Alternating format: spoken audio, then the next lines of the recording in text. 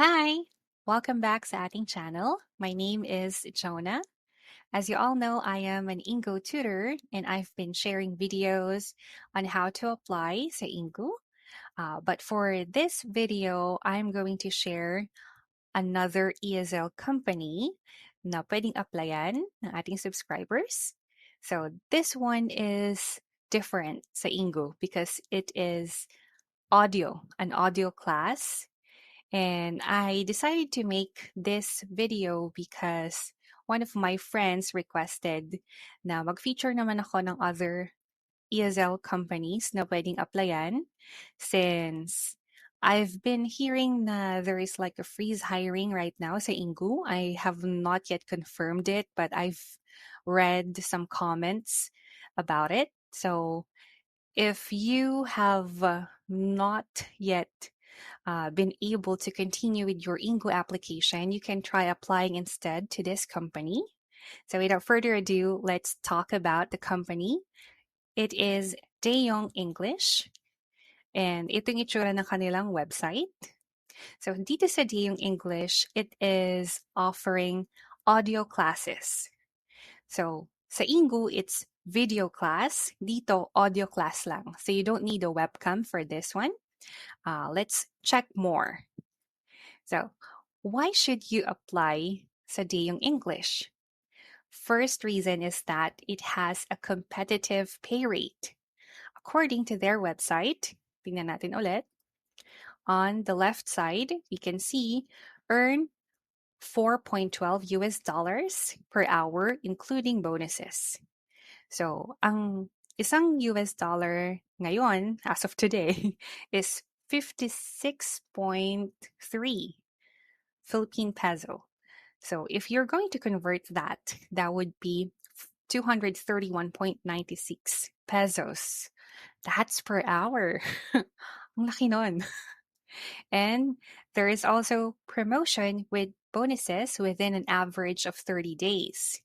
So ang maganda dito, hindi as is yung sahod mo. So hindi siya fixed, kumbaga.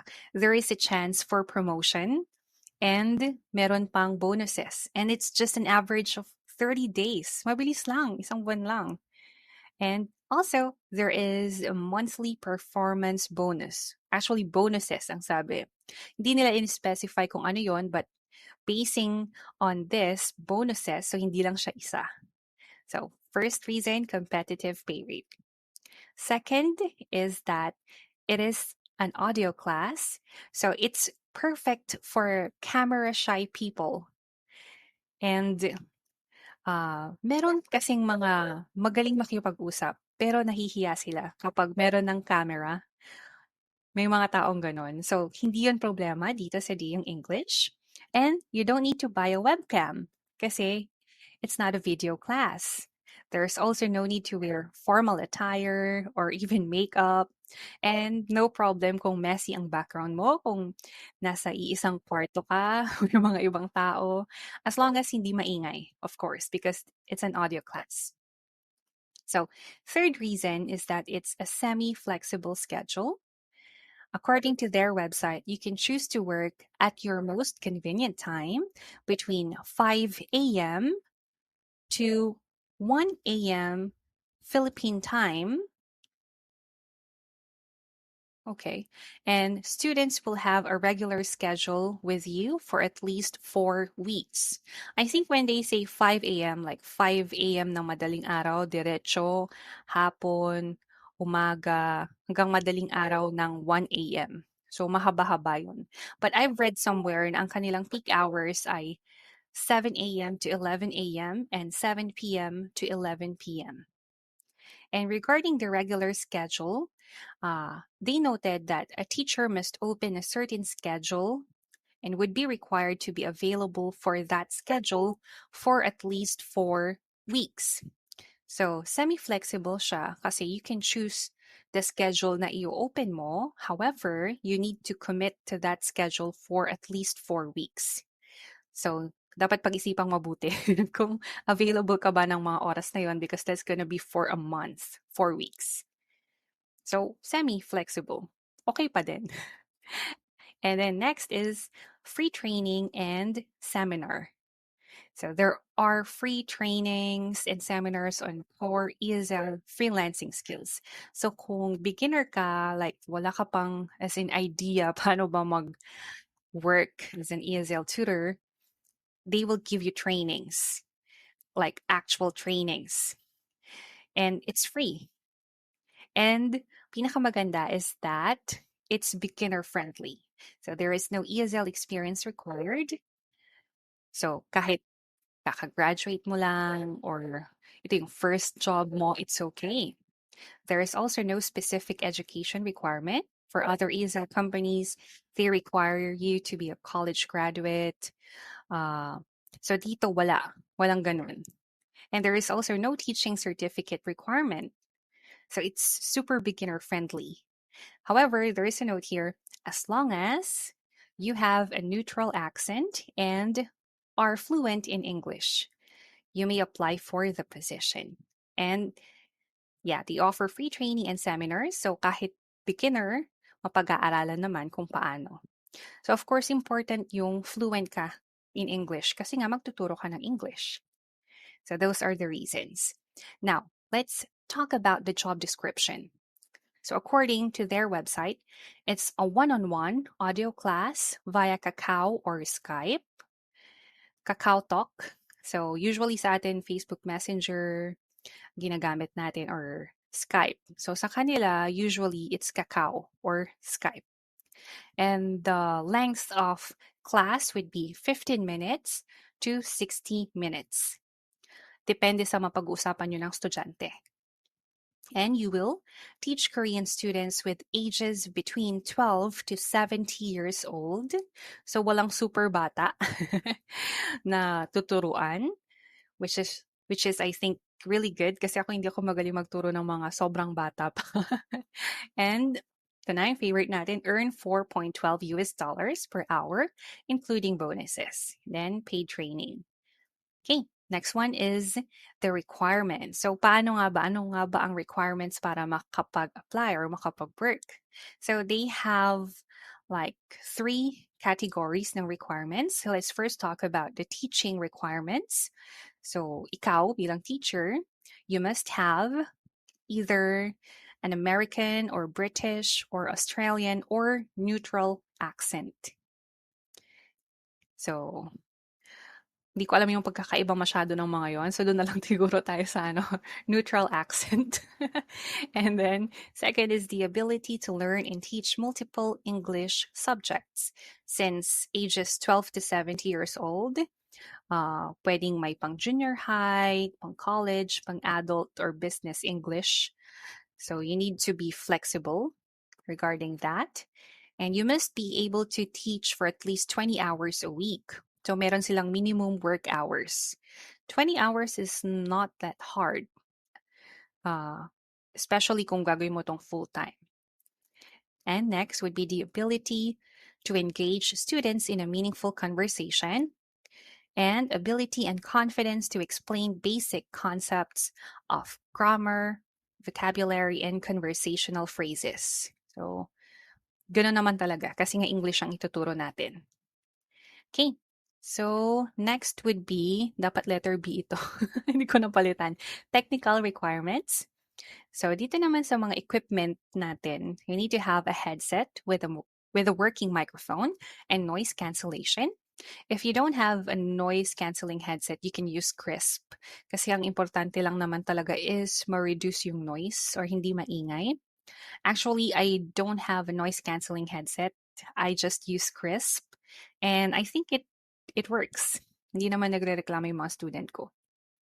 And then next is at least 5 Mbps internet connection. Macha-check nyo yan sa speedtest.net. Next one is a computer with 4 GB RAM and Core 2 Duo processor or higher. And next would be updated Google Chrome application and updated KakaoTalk application on desktop, since KakaoTalk or Skype ang gagamitin. Okay, so third naman is the another of the employee requirements. Hindi. Kanina is teaching requirements. Ngayon is employee requirements. So it would be Payoneer account kasi they pay via Payoneer. Then one valid government ID, and the availability to work during peak hours. Yun yung nabanggit ko kanina, 7 a.m. to 11 a.m. or 7 p.m. to 11 p.m. Philippine Standard Time. And the minimum work hours na 20 hours per week. Teacher can opt to rest during the weekend, which is good. Okay, so ngayon, kung feeling ninyo nasa inyo naman lahat ng requirements na yon at gusto ninyong mag-apply, meron silang 3 steps. First is to pass the initial screening. So una, punta ka muna sa website na daisy152.com. Ilalagay ko na lang yan sa description box or sa comment section. Second is to pass the initial screening. Nilagay nila, pass our exam and submit the requirements we will request during screening. Everything is completely automated for your convenience. So I tried researching sa actual application process and wala akong nakita.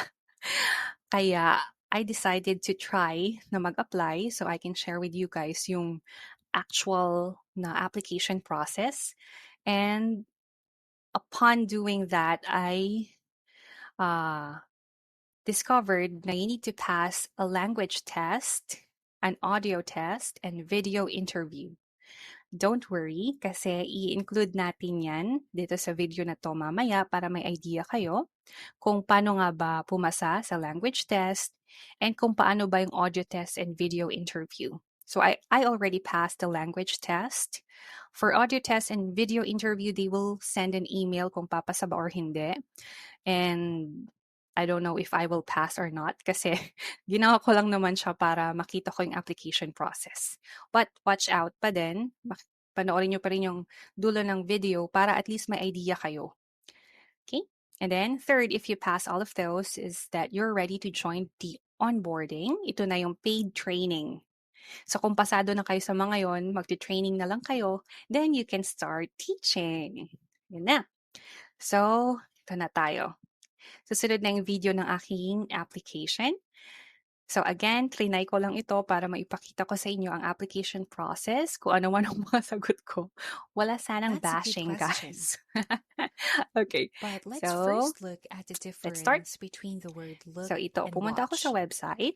The Then I verb click look apply means to now. turn our Pagka-click nun, eyes merong in a lalabas dito particular direction to na see either you something. put your email and password. It is Since followed it's our by first at time, we to refer will to the need to person or click thing I'm which we look a new applicant. at, Okay. which we So see. you will need to input So your for nickname example, and then your look at email the rabbit. address.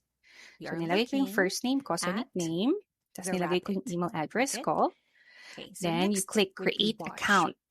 Watch is Tapos similar to nag-send look sila at, ng password but it sa usually email ko. means So that we inopen look ko at yung email something ko. for a And period then of time, I just clicked on go to especially login page. something that is So ipaprompt ako na changing or kunin or ilagay moving. ko yung For password. example, So a nung una television. nagkamali ako ng nilagay. At night, I like to watch the television. Tagal ko namang hanapin sa email. So in your Okay, wait lang sentence, natin sa video, guys. stop looking at my Ay, grabe ang tagaw. smartphone. Ayan na, Because diba? Ang when we kabahaba. use Nagkamali ako watch, ng kinopy. there should be So, some syempre, dinelete movement. ko yan. So for Tapos nilagay ko example, yung if the password. person is Then, click sign watching a in. video on Tapos your may phone, lalabas na terms and then you can conditions. say, stop watching Okay, that so yan yung video nasa on terms my and conditions smartphone. niya. But if Merong you're just talking about the privacy screen policy. or maybe a picture or an Tapos article, merong we tungkol use sa look. payment. And since we are referring to your Okay, smartphone, hindi we ko na say masyadong binasa look actually. at. Pero So kayo let's guys, complete basahin your ninyo. sentence. Stop looking at Okay, tapos my nilagay nila dito smartphone. pala na once the applicant decides to discontinue the application, all the submitted information will be deleted immediately. So, huwag kayo agad magde-decide kung hindi kayo sure na hindi nyo na itutuloy kasi magsisimula kayo ulit sa umpisa.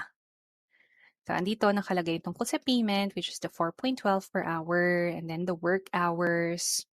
Dito din yung some class concerns. So, again, nandito yung at least 4 hours a day during peak hours. And peak hours mismo na 7 to 11 and sa a.m. and p.m. At saka may nakanote na all teachers are expected to be present during peak hours regardless of their preferred working time. So I think you should also make sure na available ka nga doon sa peak hours nila. I'm not sure kung papalitan nila, pero there's a possibility kasi nilagay nila dito eh.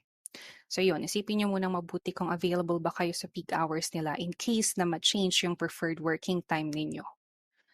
So again, dito nakalagay din sa class concerns, demo classes are free for students.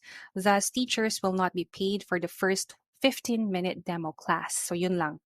Merong free na demo lesson. So I think dun magde-decide ang student kung ibubook kanila or hindi. Okay, so after na mag-accept na ng terms, nandito na tayo sa application. So the first part is a language test.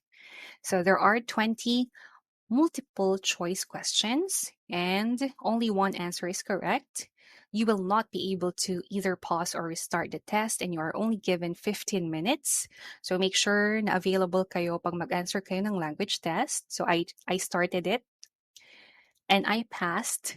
So hindi ko sure kung tama lahat ng sagot ko dito, but I think you just need to get 80% correct answers para pumasa.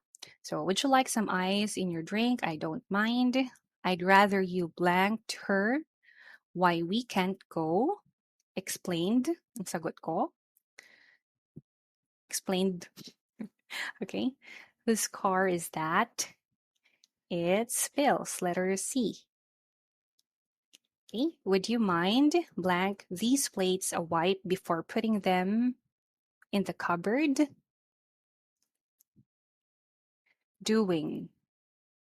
Or giving pala. Would you mind giving these plates? When I realized I had dropped my phone, I decided to retrace my steps. Have you got time to discuss your work now, or are you about to leave? About. Tagal ko nag-isip. Are you going to come inside soon? Kasi soon, kaya nilagay ko in a minute. Blank, tired Melissa is when she gets home from work. She always makes time to say goodnight to the children, no matter how. What color will you paint the kitchen? Ito medyo natagalan ako mag-isip dito. But I think it's letter D. I need someone to look after my cat. Who gave you this dress, Jean? I bought it. It was only 10 days ago since she started her new job. Could you tell me your surname? Do you like my family name? Okay, question 14. Kaya tagal kong pinag-isipan pala ito. Would you like me to spell it palang sinagot ko? Hindi ko alam kung alin dun yung tama. His eyes were so bad. Okay, how much butter do I need for this recipe? I'm not sure. I can't understand this article. Would you like some help? I'm sorry I didn't mean to disturb you. Tom's aunt works as ko nabasa. Shall we go out for sushi tonight? I'm too tired. I do not like logic theories, but I understand it's important. Again, I don't think I answered all of them correctly, but I passed. So I think I got 80% of the correct answers. So next na tayo is the audio test. There are 6 tasks in this section, and you will use the microphone that you will be using for work when answering this section kasi doon na nila i-check kung pasado ba yung audio quality ninyo. And please answer each question for at least 30 seconds. So wag masyadong maikse.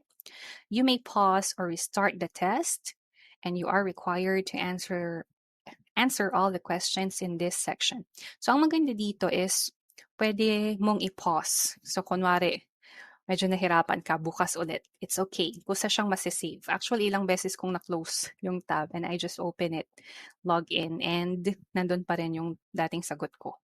And you have an option to restart. Hindi ko alam kung gaano karami, pero meron yung time na nag-ulit ako ng 2 beses and I can still restart the recording. So, yun yung maganda dito sa audio test nila. Medyo challenging kasi yung pinakaunang question is medyo nabuwang ako. Hindi ko naintindihan kasi parang may Korean accent. Feeling ko sinadya nila, parang part of the test. Kung maiintindihan mo ba yung student kapag may Korean accent sa pagtatanong. So, let's check the audio test. Okay? So, ito na yung pinakauna is reading a passage lang. So you will just record yourself reading the passage below, and you just need to be mindful of your pronunciation and intonation. So again, hindi perfect tong ginawa ko. I just did this para makita ko yung application process, but I'll let you hear kung anong mga na-record ko. No bashing, guys. Okay, so let's do it. So yan, i-click nyo lang yung record audio. Tapos magre-record lang kayo. You need to allow pala yung use of microphone and camera kasi may video interview din sa dulo. So, click nyo lang yan. Pag tapos na kayo yung magbasa, click nyo lang ulit yung finish recording. Okay? Ito na tayo. So, yun na. Na-save na yung details. Pagpapakinggan mo, click mo lang ito. When looking for a place to live, most people think about convenience. If they are parents with children, they want to live near the best schools. They want to have public transportation or good roads available to them. They don't want to have to travel far for shopping and entertainment. People also enjoy living near a park or gym so that they have easy access to recreation. And of course, for the majority of people, the most important thing is to live in close proximity to their jobs.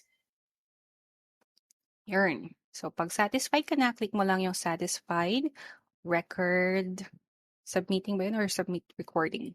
Listen to the Okay, student, so, Ji-yoon. She is confused about ito the yung subject-verb question agreement 1. rule for the word family.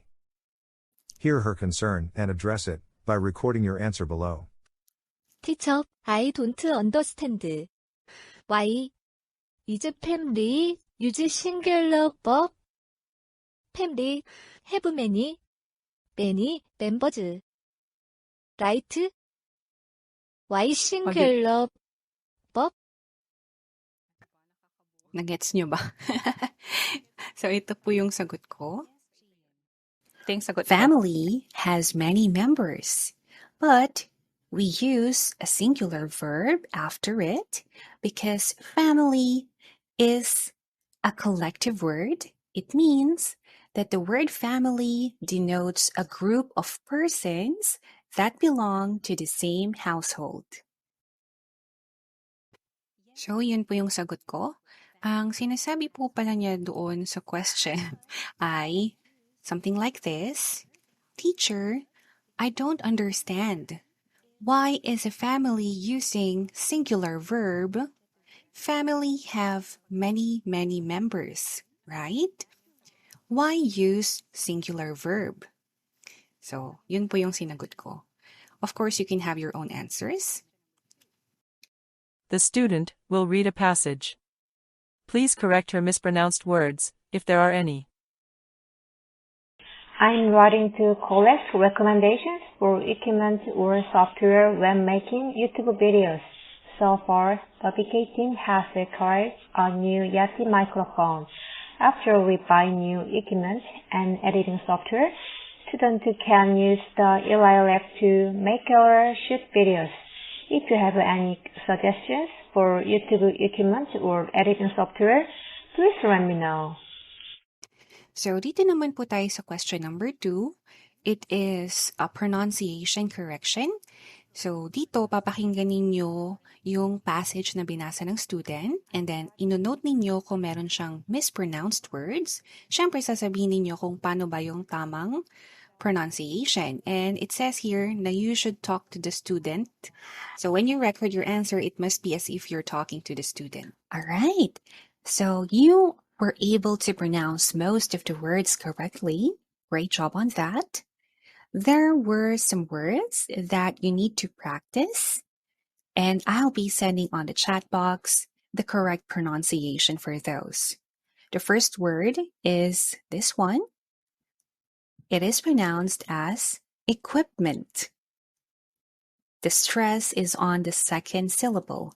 Equipment. Please say it. Equipment. Very good.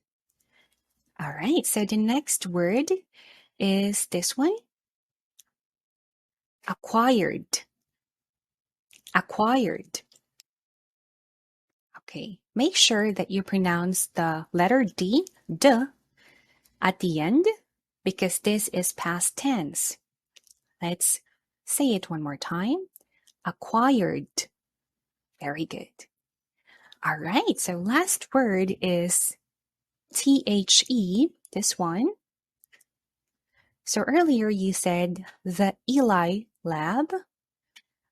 This word THE has two pronunciations, the and the.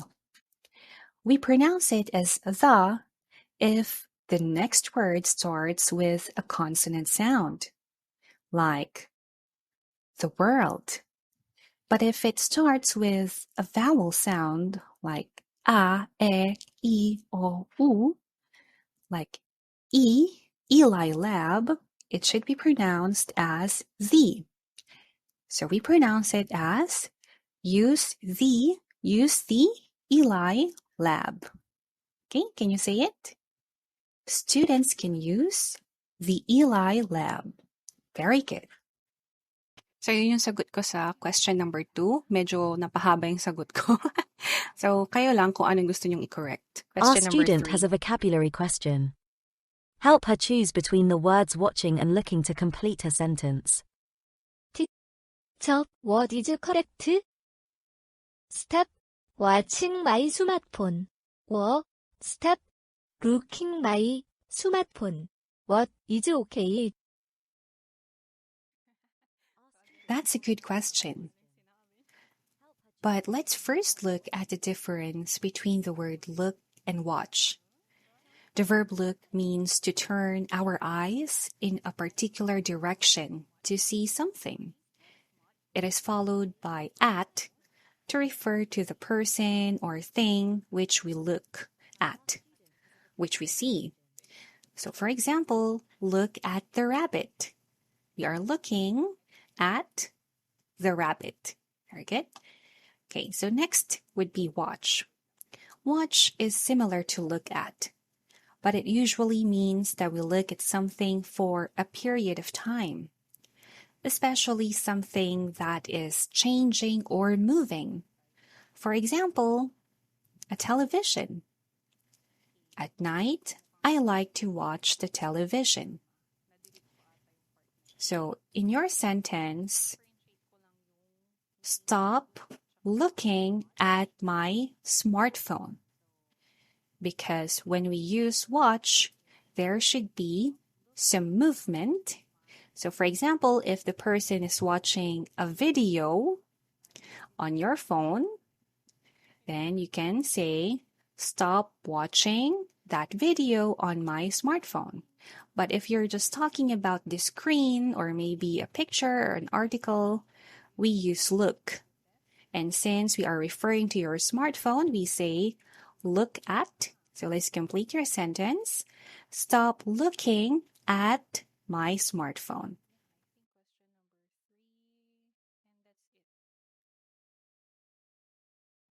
Oh, okay. So yun lang. Yun lang pala yung audio test. Okay. So nandito na tayo ngayon sa video test. So sa video test naman, merong 5 questions.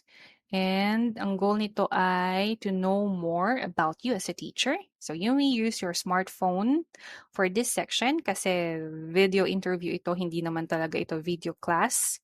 So para lang ma-assess nila yung speaking skills ninyo habang sinasabi niyo yung tungkol sa inyo mismo. So note na you should answer for at least 3 minutes per question. So you just click start video interview kapag ready ka na. Okay, so merong tips dito for recording your video responses.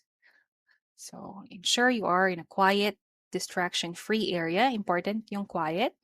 Then check you have enough charge on your device, of course. Practice to feel comfortable with the process. Make eye contact with the camera. And you will have the opportunity to review all your answers at the end of the process before submitting them. And remember to grant access to your camera and microphone if requested. Okay, so yon. Click lang natin yung begin video interview. So ito yung first question. Can you give us an overview of your professional background? Will this be your first time teaching Koreans and using Kakao Talk? So dito, camera not detected. Kasi hindi ko pala nag-grant ng allow yung sa camera. So, clinose ko ito. Nag-open ako ulit sa ibang web browser. Nilagin ko lang and na-save naman yung previous answers ko. So, ito siya. Diba? Talagang hindi ready. Di man lang ako nagpulbo dito. Ayan. So, makikita ninyo, meron ditong retake video. So, you have an option to watch it pagkatapos mong magsalita. Kung hindi ka satisfied, you just retake the video. Walang nilagay kung ilan yung limit eh. So, I think madami. So, kahit ilan siguro. Then, if you're done, you just click next question.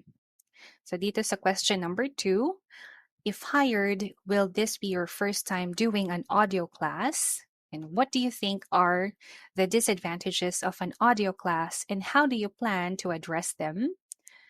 So, kayo ng sarili niyong sagot, of course. So, ito naman is wala siyang time limit. So, pwede mong pag-isipan mo ng mabuti kung ano yung sasagot mo.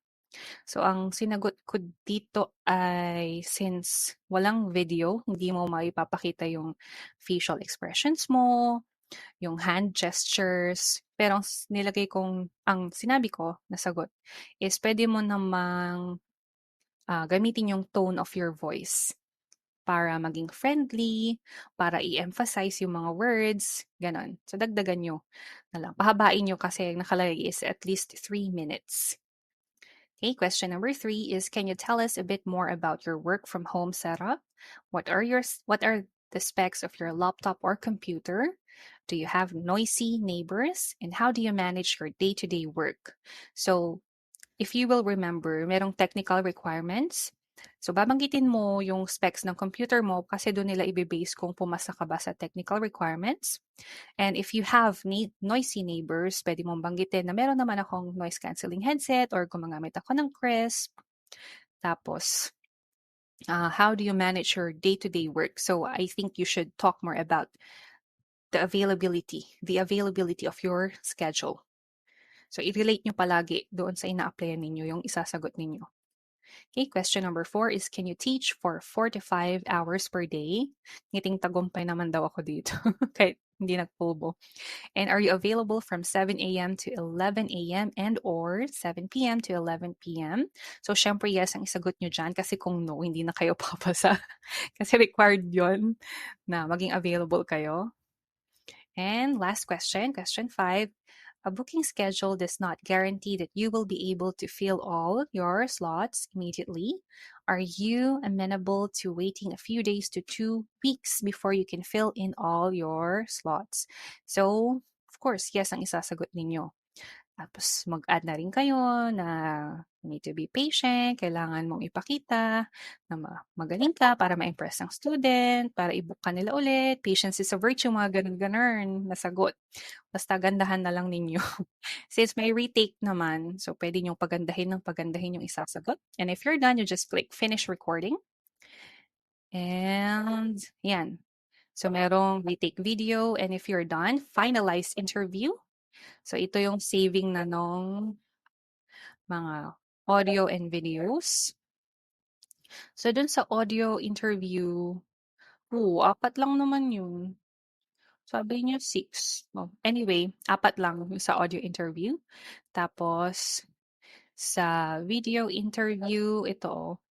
So, pwede nyo siyang, i-click nyo lang yung nasa right. Tapos lalabas na yung recording ninyo. You still have an option to retake. May retake video pa rin na option kahit na-finalize mo na. So ako, okay naman na siya. So, clinic ko lang yung finalize. And then, you're done. Tagal mag-loading nito eh. Ito na lang. Ito yung kalalabasan niya. So, well done. You finished your application process. And we'll be checking this application within 48 hours. Kung mabasa yung nasa baba. So, right after ko ma-complete ito, nag-send sila ng email na na-receive na nila yung application and they will get in contact within, ano ba yung nandito sa email? Within 48 to 72 hours. Tapos, in the meantime, here are some fast facts about the position you applied for. So, ang maganda sa kanila is may mga nilagay sila na details tungkol doon sa position. So, nilagay nila yung tungkol sa rate, tungkol sa booking system, tungkol sa release ng salary, which is, by the way, every 17th and 2nd of the month. And the platform only uses Payoneer. And they also noted that they offer free demo classes to students. Therefore, teachers are not paid for demo classes. But every student will only be given a chance to receive a demo with the teacher once. And if the student liked your teaching method, he or she will enroll in your paid classes. So yun, at least sa kanila, nilagay nila. Diba? Hindi yung hired ka na tapos tsaka lang nila sasabihin sa'yo na nag-offer sila ng free demo classes sa students. At least transparent sila. Yun yung nakita kong maganda. And that's it. I don't know if I'm gonna pass or not, but at least I was able to show you guys the initial screening process. So again, we have the language test, audio test, and the video interview. So if ever, if ever napapasa ako and there are still more na kailangan for the next steps of the application aside from the paid training, I'm going to update you guys. For now, thank you so much for watching, and I'll be posting more online jobs on the next video, so watch out for that. And if you have any requests na gusto nyong i-feature ko sa ating channel, whether online jobs or poem. Since I actually love doing poetry reading, kung mapapansin nyo sa mga previous uploads ko, just comment down below. I hope this video has been helpful. And if it did, please subscribe to my channel and hit the like and subscribe button. Thank you for watching. See you guys next time. Bye.